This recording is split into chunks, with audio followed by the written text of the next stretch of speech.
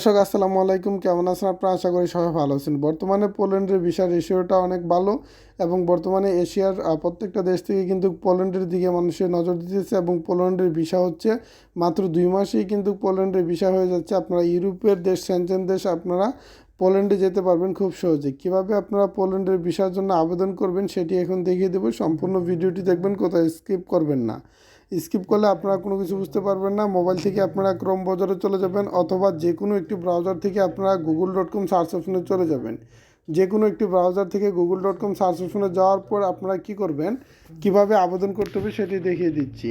তো google.com search অপশনে যাওয়ার পর এখানে লিখতে হবে TAMIL তামিল, তারপর NESAN তামিল নেশান, তারপর অনলাইন লিখতে হবে, ঠিক আছে? তো তামিল নেশান অনলাইন লেখার পর আপনারা সার্চ করে দিবেন, বানানে ভুল করা যাবে না। তারপর আপনাদের সামনে এরকম একটি ওয়েবসাইট চলে আসবে। এই ওয়েবসাইটের উপরে আপনাকে ক্লিক করতে হবে। ওকে, তো এই ওয়েবসাইটের উপরে ক্লিক করবেন। এই ওয়েবসাইটের উপরে ক্লিক করার পর একটু সময় অপেক্ষা করবেন, অনেক সময় নেটওয়ার্কের সমস্যা থাকতে পারে। তারপর আপনাদের সামনে এরকম অপশন চলে আসবে। এই যে দেখেন, একটু নেটওয়ার্কের সমস্যা করবে, অনেক সময় একটু অপেক্ষা করবেন। তারপর আপনাদের সামনে এরকম চলে আসবে। আসার পর এই থ্রি ডট আইকনে ক্লিক করবেন। এই থ্রি ডট আইকনে ক্লিক করার পর এখান থেকে আপনাকে যে কাজটি করতে হবে, এখানে দেখবেন ইউরোপ ভিসা ইনফো।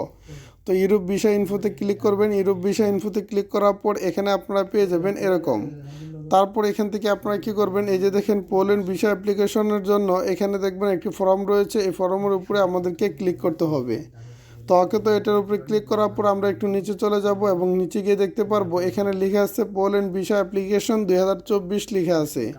তো আমরা এখান থেকে পোল্যান্ড ভিসা অ্যাপ্লিকেশন 2024-এ ক্লিক করব। ক্লিক করার পর একটু অপেক্ষা করব এবং পেয়ে যাব bfsglobal.com, আমরা চলে যাব।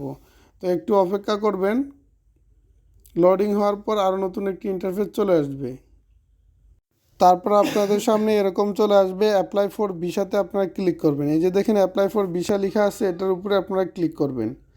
তো অ্যাপ্লাই ফর ভিসাতে ক্লিক করার পর আইডেন্টি ভিসা টাইপও এটাতে ক্লিক করতে হবে। ক্লিক করার পর এখান থেকে ভিসা চেক আনাদার লেভেল, এটার উপরে আমাদেরকে ক্লিক করতে হবে। তো এটার উপরে ক্লিক করার পর আমরা ধৈর্য সহকারে আরেকটু অপেক্ষা করব। আর অপেক্ষা করার পর এখান থেকে আমাদেরকে যে কাজটি করতে হবে, একটু অপেক্ষা করবেন। আমাদের ক্লিক হয় নাই, তো আমরা আবারও এখানে ক্লিক করব। তো ক্লিক করার পর একটু ধৈর্য সহকারে অপেক্ষা করবেন, নেটওয়ার্কে অনেক সময় সমস্যা করে। তারপর এখানে প্লিজ সিলেক্ট ভিসা টাইপ, আপনি কোন বিষয়ে যেতে চান সেটার জন্য এখানে নির্বাচন করবেন। এজন্য এখান থেকে আপনারা যেহেতু কাজের বিষয়ে যাবেন, এখানে এমপ্লয়মেন্টে ক্লিক করবেন এবং এখান থেকে ওভারভিউ থেকে আপনারা ভিসা ফি এবং ডকুমেন্ট, ফটো, তারপর প্রসেসিং টাইম, অ্যাপ্লিকেশন ফর্ম, এগুলোর উপরে ক্লিক করবেন। ক্লিক করার পর এটাতে আবার ক্লিক করবেন। তো ক্লিক করার পর আপনাদের সামনে মূল অপশনটি চলে আসবে। এখান থেকে আপনার একটা জিমেল এবং হচ্ছে গিয়ে এই যে দেখেন বন্ধুরা, এখানে একটা জিমেল দিবেন এবং পাসওয়ার্ড দিয়ে এই যে লেখাগুলো আছে, এই লেখাগুলো এখানে আপনারা কী করবেন, এখানে দিয়ে লগ ইন করবেন। লগ ইন করার পর আপনাদের পাসপোর্ট সাবমিট করার অপশন চলে আসবে। পাসপোর্ট সাবমিট করে দিবেন এবং আপনার পাসপোর্টটি দেখে তারা জানিয়ে দিবে আপনার ওয়ার্ক পারমিটের জন্য এটা প্রযোজ্য কিনা এবং হচ্ছে কি আপনার যদি কোনো স্কিল থেকে থাকে, আপনি যদি কোনো কাজ জেনে থাকেন, সেই কাজের অনুযায়ী ডকুমেন্ট সাবমিট করে দিয়ে দিবেন।